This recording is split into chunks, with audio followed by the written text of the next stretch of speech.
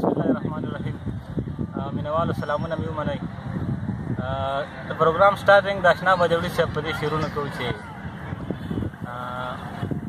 ملګرو یو سړی مې د نظره نه وځي، ملګرو یو سړی مې د نظره نه وځي او هغه لکه د درد مې پر هره نه وځي، ملګرو یو سړی مې د نظره نه وځي او هغه لکه د درد مې د پر هره نه وځي، او توده شپېلۍ غلیم ته په تندي کې ښودل غواړي، توده شپېلۍ غلیم ته په تندي کې ښودل غواړي، په دې ټوکو نقالو خو د سره نه وځي. زلمی شاعر او غزلګو شاعر ثبت الله شاداب راسره ملګری دی. نن به د هغوی نه شاعري مو ورو د شاعرۍ په حواله باندې به د هغوی ډسکسونه کوو. ورور السلام علیکم. وعلیکم السلام. مشال صاحب ستاسو یو جان مننه کوم چې په دومره لنډ وخت کې موږ وخت راکړو، او ستاسو د ملګرو، ستاسو د پوره ټیم او ستاسو د چینل مننه کوم، او چې یاره نن سبا په دې مصروفیاتو کې تاسو پښتو دومره خدمت کوئ، ټیم ورکوئ، دا زموږ لپاره د ویاړ خبره ده. ډېره مننه. او تاسو ته ما نه خو یېره که په اول سر کې به کار خو ټول مینهوالو ته د اختر مبارکي او سپېشلي تاسو ته. شاداب صاحب دا راته ووایي چې شاعرۍ ته راتګ څنګه وشو، او زیات خلک خو دا وایي چې شاعرۍ تعلق چې کوم دی د عاشقۍ سره دی که نه، نو دا خبره څومره ده کې څومره حقیقت دی او څومره لکه دا خبره بې ځایه ده، تاسو څه رایه لرئ؟ مشال صاحب بالکل څه نه څه د چا خبره احساس دردېدلی، د چا د وطن سره مینه وي. زه خو یم یوازې دا نه چې یو کس بې عاشق وي، د چا د ملک سره، د چا د وطن سره، د چا د ژبې سره، داسې لکه کله وایي یو کس وینا کړې ده چې یاره کله یو کس شاعر کېږي نو هغه خو یا بالکل لیونی شي او یا هغه شاعر شي، لکه هغه احساس په یو طرف لارو باسي نو هغه ځینې کسان شاعر شي. او زه بیا دا وایم چې په پښتنه سیمه کې، په پښتنه خاوره کې د شاعرۍ رنګ داسې پروت دی چې لکه په هر ځای کې زه دا وایم چې زموږ په سلو کې به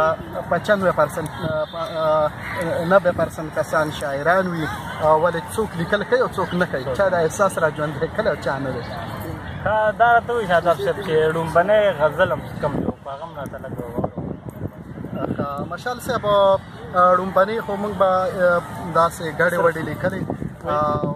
بیا چې کله په دې غزلو باندې پوه شو، د شاعرانو محفلونو ته راغلو، نو په هغه وخت کې بیا موږ ته پته ولګېدله چې دا څنګه د دې وزن بهر او لکه دا څنګه دی. نو په هغه کې بیا چې کوم غزل ما لیکلی او ړومبنی هغه کې راته دا یو یاد دی، پوره خو نه ده راته خو یاره یو څو شعرونه به درته ووایم. د لنډ بهر شاعري زه لږه ډېره کوم، وایي دا اواز د محبت دی، دا اواز د محبت دی، دې کې ساز د محبت دی، که غزل که مې ټپه ده دې کې راز د محبت دی، په رښتیا چې پښتونخوا کې، په رښتیا چې پښتونخوا کې هر خوا ناز د محبت دی. داسې نور هم شعرونه شته دی، خو لکه دې وخت لنډ تنګ وخت مننه. شاداب صاحب نن سبا چې په سوشل میډیا باندې سپیشلي د پښتو ادب دپاره کوم هلکان چې کار کوي، تاسو څومره مطمئن یاست یو د پښتو ادب باندې څومره ښه اغېز کېدی شي که نه بد اغېز کېدی شي؟ ځکه چې سوشل میډیا کې نن سبا تاسو د تماشاګر غوندې کسان هم وینئ، کوم کسان چې په ښه طریقه استعمالوي او هغه نه کارکردګۍ نه تاسو مطمئن یاست؟ بالکل د سوشل میډیا ډېر اهم رول دی. زه به دا ووایم چې پخوا کوم کسانو د ریډیو ټلویزیون په وجه باندې به خلکو پېژندل، خو هغه کسان چې د چا ریډیو ټلویزیون هغه ښایسته ښایسته هیرې خو هغه چا نه پېژندلې. او بله به دا ووایو چې لکه تاسو زه به دا ووایم چې هغه ته شاعر ویل خو یعنې هغه نه به پوهېږي که نه، ولې چې شاعري خو لکه هر سړی ړوند ته پوهېږي چې یاره شاعري څرنګه دی. شاعري ژبه چې کومه ده نو دا بنده یو په دغه کې را بندول غواړي، داسې که نظم وي نو هغه خپل اصول یا خپل اسلوب هغه نه چې کومه دی نو فرمان کسکر شاعري ده، خو زه شاعري نشم ویلی، زما په معیار پوره نه ده او د نورو ملګرو به مې هغه نشم کولی، دا چې خپل معیار دی. یاد کوي چې ما معیار هم پوره نه ده، خیر خلک یې د مزاح دپاره استعمالوي. شاداب صاحب دا راته ووایي چې د اوسه پورې څومره سندرغاړو په وزیر ما ریکارډ شوي؟ مشال صاحب تر اوسه زما یو نظم زلمی د پښتونخوا یم دا ریکارډ شوی دی، خانزیب شاه ریکارډ کړی دی. او نظمونو کې یو حمد شریف ریکارډ شوی دی او یو نعت یو نیم نعت ریکارډ شوی دی. نو خبره به موسیقۍ طرف ته ماغزه کې شاعري او موسیقي ریلیټډ یو بل ته بالکل نن سبا شاعري خبرو شو خو موسیقۍ نه نن سبا موسیقۍ نه مطمئن یو موسیقي کې بالکل موسیقي لکه څنګه چې شاعرۍ کې شته کسان داسې موسیقۍ کې هم شته بالکل لکه کم کسان چې پړه لیکه کسان دي او تعلیم یافته کسان دي لکه کرن خان والا داسې نور ملګري هارون باچا هغوی زه وایم چې موسیقي د پښتو موسیقي هغه بام ته وخېجوله د عروج او انشاءالله نور به هم کوشش کوي خو ځینې داسې موسیقي چې ځینې کسان یې کوي یاره موږ په تنقید کوم او تاسو ته پته ده چې یاره زه سپینه پټاسه یم وغیره وغیره دا غیر معیاري موسیقي ده او غیر معیاري شاعري ده موږ د دې حمایت نشو کولی. بالکل او په دې کې کیدای شي موږ هم ورسره دغه په حمایت کې نام یو ځای ځکه چې خلک یې اوري مارکیټ کې هغه ډېر کوشش کوي چې هغه دغه شان موږ هم غلطي ده خو خیر چند داسې کسان دي چې هغه خوښوي شاداب صاحب نن سبا د اختر مقاله تاسو ته پته ده خو د اختر په حواله ته شعرونه موجود دي. یاره تاسو ته پته ده چې زه څنګه راغلم که نه داسې بالکل تیاری مې نه وه یو غزل راخوم د هغو پورې تاسو لږ دغه ساتئ موبایل کې ګورم یوازې زموږ چې شاداب صاحب پروګرام کې نن مېلمه دی او خیراتون مزار کې ناست دي د هغوی نه به شعرونه موجود مشال صاحب په موبایل کې دا خو ښه وه چې یو غزل لیکلی او تازه په تازه وایي په دیدن دې نه مړېږمه یارېږمه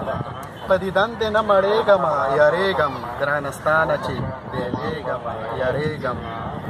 په دیدن دې نه مړېږمه یارېږم ګرانستانه چې بیلېږمه یارېږم تنهایي کې مې د فکر سیلاب ویسي تنهایی کې مې د فکر سیلاب ویسي په سوچونو کې ډوبېږمه یارېږم او ډېره مننه وایي زه په ویښه تصور کولی نه شم زه په ویښه تصور کولی نه شم په خوبونو کې یارېږمه یارېږم او ډېره مننه وایي ستا وصال په ما اختر دی ګرانه یاره ستا وصال په ما اختر دی ګرانه یاره په فراق کې دې سوځېږمه یارېږم او ډېره مننه وایي چې بل شعر دی یوې لمحې لره چې هیر زمانه نه شي یوې لمحې لره چې هیر زمانه نه شي ستا په یاد کې مشغولېږمه یارېږم ډېره مننه او د اغیارو ډکې لارې او کوڅې دي د اغیارو ډکې لارې او کوڅې دي دلته کښېنم که پاڅېږمه یارېږم ډېره مننه وایي د اغیارو ډکې لارې او کوڅې دي د اغیارو ډکې لارې او کوڅې دي دلته کښېنم که پاڅېږمه یارېږم او دا بل یو شعر دی تاسو ته خصوصي ډالۍ ده وایي په پردیس کې چې رایاد شي په جړا شم په پردیس کې چې رایاد شي په جړا شم ستا دیدن پسې کړېږمه یارېږم او بل شعر دی چې ماشومتوب د باچاهۍ په شانې ژوند وي ماشومتوب د باچاهۍ په شانې ژوند وي ګرانه څومره چې ځوانېږمه یارېږم او ډېره مننه او ستا غمونه او دا زما نازک بدن ستا غمونه او دا زما نازک بدن لکه ګرنده کې تلقېږمه یارېږم ډېره مننه او اخري شعر دی وایي چې زه شاداب پرې توکل کولی نه شم زه شاداب پرې توکل کولی نه شم ښکلې مخ نه دې شرمېږمه یارېږم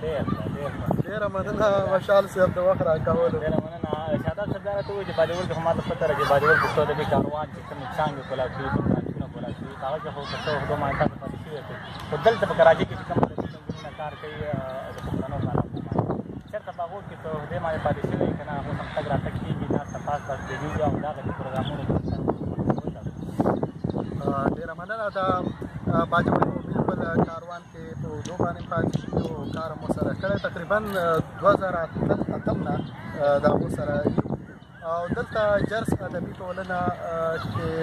کله کله یو ځل نیم پکې داخل شوم ډېر دی تاسو ته پته دلته مزدورۍ